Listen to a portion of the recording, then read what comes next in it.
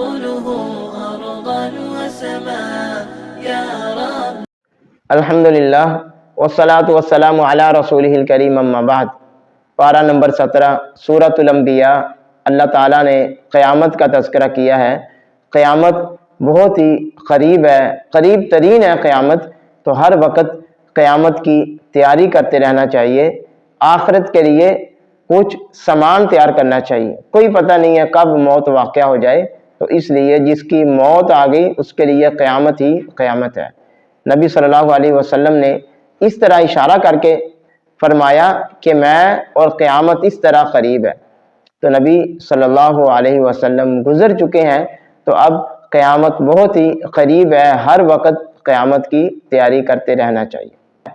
اہل علم سے تم سوال کرو.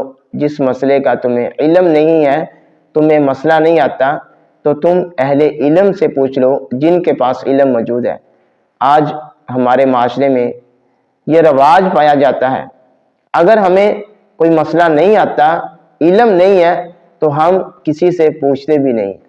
عمر کی کوئی قید نہیں ہے، کوئی پابندی نہیں ہے. بڑی عمر ہو، چھوٹی ہو، عورت ہو، مرد ہو، بچہ ہو، بوڑھا ہو، جیسی بھی حالت ہو، اگر کوئی بھی مسئلہ درپیش ہے اس کا علم نہیں ہے تو اہل علم سے پوچھ لینا چاہیے. اور جو بھی مسئلہ مل جائے، جس کا علم حاصل ہو جائے، پھر اس کے اوپر عمل بھی کرنا چاہیے. صحابہ کرام کا یہی طریقہ ہے. اللہ تعالیٰ نے قرآن مجید کے اندر ارشاد فرمایا لو کان فیہم آلہۃ الا اللہ. تو اللہ تعالیٰ نے اس کائنات کے اندر کسی ذات کو، کسی ہستی کو، وہ انسان ہو، وہ جن ہو، وہ فرشتہ ہو، وہ کوئی بھی ہو، نبی ہو، ولی ہو، پیغمبر ہو، کسی کو یہ اختیار نہیں دیا کہ اس کے پاس کچھ نہ کچھ چیز موجود ہے جو اللہ تعالیٰ کا اختیار ہے. تو اللہ تعالیٰ نے اپنے اختیار میں سے اس کو کچھ اختیار دیا ہے. اللہ تعالیٰ کہتے ہیں کہ اگر دو الہ ہوتے تو پھر تو فساد بپا ہو جاتا. ایک معبود کچھ کہتا، دوسرا کچھ کہتا. ایک الہ کچھ کہتا، دوسرا الہ کچھ کہتا. تو اس لیے اللہ تعالیٰ نے کسی کو یہ اختیار نہیں دیا. جو اللہ تعالیٰ کی صفات ہیں وہ صرف اور صرف اللہ کے ساتھ خاص ہے. بلکہ اللہ تعالیٰ سے تو کوئی بغیر اجازت کے سفارش بھی نہیں کر سکتا. اور سفارش صرف اور صرف حضرت محمد رسول اللہ صلی اللہ علیہ وسلم قیامت کے دن کریں گے، وہ بھی اللہ تعالیٰ کی اجازت کے ساتھ. اور اللہ تعالیٰ نے کہا کہ کسی میں اتنی ہمت نہیں ہے، اتنی جرت نہیں ہے کہ اللہ تعالیٰ سے کسی قسم کا کوئی سوال کر سکے، کوئی پوچھ سکے. تو اللہ کے علاوہ کوئی بھی ذات، کوئی بھی ہستی ہے، ان تمام سے پوچھا جائے گا، سوال کیا جائے گا، یہ کام تم نے کیا ہے، یہ اچھا کیا ہے، یہ برا کیا. اور آگے ان لوگوں کا تذکرہ ہے جو لوگ کہتے ہیں ہمیں اللہ تعالیٰ نے اختیار دیا ہے، ہماری عبادت کی جائے، ہم سے مدد مانگی جائے، ہم سے فریاد مانگی جائے، ہم اولادیں دیتے ہیں، ہم فلاں فلاں اختیار رکھتے ہیں. تو اللہ تعالیٰ نے کہا ایسے لوگوں کا ٹھکانہ جہنم ہے. تو ایسے لوگوں سے دور رہنا چاہیے. جہنمی لوگوں کے ساتھ نہیں رہنا چاہیے، بلکہ ان لوگوں سے دوستی اپنانی چاہیے جو جنتی ہیں، جن لوگوں میں جنتی لوگوں کی صفات. اللہ تعالیٰ نے مختلف نعمتوں کا تذکرہ کیا ہے.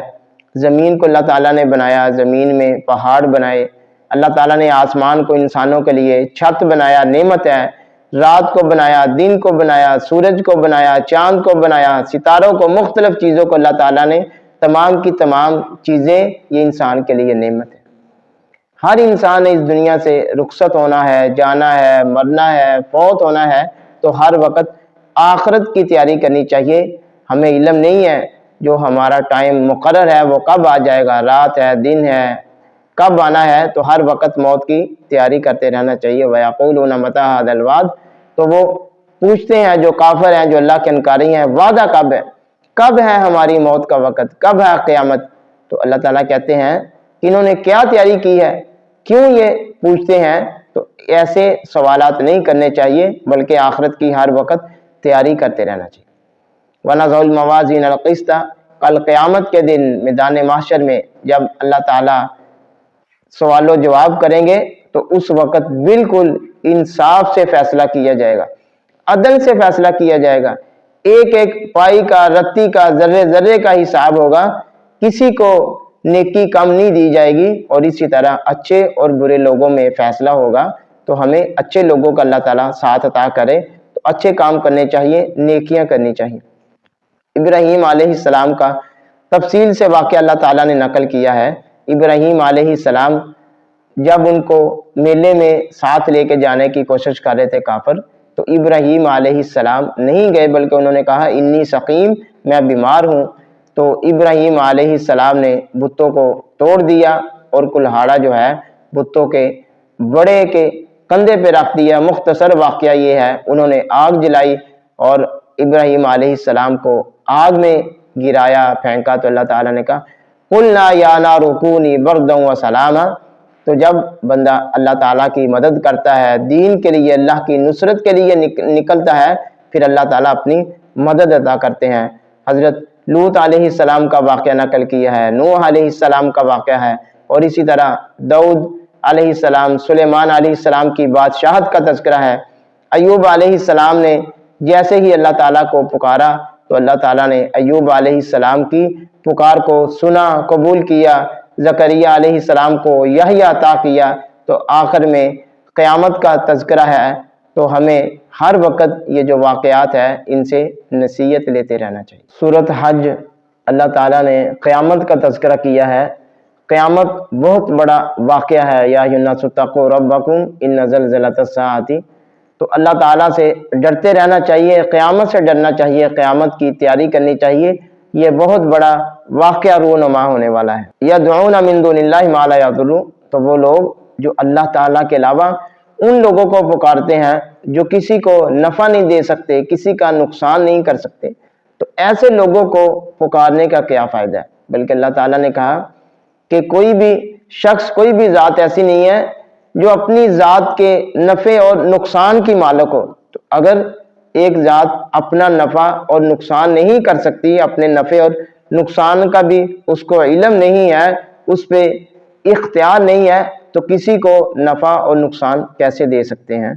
قیامت کے دن اللہ تعالیٰ فیصلہ کریں گے ایمان والوں کے درمیان، یہودیوں کے درمیان، عیسائیوں کے درمیان، مجوسیوں کے درمیان، بے دینوں کے درمیان، مشرکوں کے درمیان۔ تو اللہ تعالیٰ کلیئر کر دیں گے کہ یہ جو ایمان والے ہیں یہ حق پہ ہیں، اور یہ باقی سارے کے سارے جو ہے یہ باطل ہیں، یہ غلط ہے۔ اللہ تعالیٰ کو تو ہر چیز ہی سجدہ کرتی ہے۔ زمین و آسمان میں جو بھی چیز ہمیں نظر آتی ہے، اللہ تعالیٰ کے لیے ہر چیز اللہ تعالیٰ کو سجدہ کرتی ہے۔ سورج ہے، چاند ہے، ستارے ہیں، ہر قسم کے چوپاہے ہیں، تو اللہ تعالیٰ کو ہر چیز ہی سجدہ کرتی ہے۔ ہمیں بھی اللہ تعالیٰ کی عبادت کرنی چاہیے۔ انسان کا مقصد ہی ایک اللہ تعالیٰ کی عبادت ہے۔ اللہ تعالیٰ نے جنتیوں کا تذکرہ کیا ہے، پھر جہنمیوں کا تذکرہ کیا ہے۔ ابراہیم علیہ السلام کی عبادت کا تذکرہ ہے۔ تو جو لوگ ایمان والے ہیں، جب ان کے سامنے اللہ تعالیٰ کا ذکر کیا جاتا ہے، قرآن کو پڑھا جاتا ہے، قرآن کی تلاوت کی جاتی ہے، تو ان کے دل ڈرنے لگ جاتے ہیں، اللہ سے خوف کھاتے ہیں، ڈرتے ہیں، تقویٰ ہوتا ہے۔ اللہ تعالیٰ کو کسی کی پرواہ نہیں ہے، لن ینال اللہ لحومها ولا دماؤها۔ اللہ تعالیٰ کو کسی کا مال نہیں پہنچتا، خون نہیں پہنچتا۔ تو یہ جو صدقہ اور خیرات ہے، قربانی ہے، زکوٰۃ ہے، عشر ہے، یہ تو اللہ تعالیٰ بندے کا تقویٰ چیک کرتے ہیں، اس کی پرہیزگاری چیک کرتے ہیں۔ اللہ تعالیٰ کو کسی کے مال کی ضرورت نہیں ہے۔ ایمان والوں کی نشانی اللہ تعالیٰ نے بیان کی ہے۔ جو ایمان والے ہیں، اقاموا الصلاۃ وآتوا الزکاۃ، جو ایمان والے ہیں نماز قائم کرتے ہیں، زکوٰۃ عطا کرتے ہیں، زکوٰۃ دیتے ہیں، اللہ کے راستے میں صدقہ دیتے ہیں، مال خرچ کرتے ہیں، لوگوں کو نیکی کا حکم دیتے ہیں، برائی سے منع کرتے ہیں۔ تو اگر ہم بھی ایمان والے بننا چاہتے ہیں تو یہ صفات ہمیں اپنے اندر پیدا کرنی چاہیے۔ اور وہ لوگ جو اللہ تعالیٰ کے راستے میں جہاد کرتے ہیں، ہجرت کرتے ہیں، چاہے وہ قتل کر دیے جائیں، مار دیے جائیں، تو اللہ تعالیٰ ان کی قدر کرتے ہیں، اللہ تعالیٰ ان کو رزق عطا کرتے ہیں۔ اور جن لوگوں کی یہ مشرک کافر عبادت کرتے ہیں، جن کو الہ سمجھتے ہیں، یہ تو ایک مکھی بھی نہیں بنا سکتے، ایک مکھی پہ قدرت نہیں رکھتے، ایک مکھی کو نہیں پکڑ سکتے۔ تو ان کی عبادت چھوڑ کے ایک اللہ تعالیٰ کی عبادت کرنی چاہیے، جو ہمارا حقیقی خالق ہے، مالک ہے، الہ ہے، پروردگار ہے۔ اور اللہ تعالیٰ نے آگے ایمان والوں کی پھر نشانیاں ذکر کی ہیں۔ جو ایمان والے ہیں وہ اللہ کے سامنے رکوع کرتے ہیں، سجدہ کرتے ہیں، اللہ سے معافی مانگتے ہیں، اللہ کی عبادت کرتے رہتے ہیں، تو ان کا اللہ تعالیٰ دوست ہے، اللہ تعالیٰ ولی ہے، اللہ تعالیٰ ان کی مدد کرنے والے ہیں۔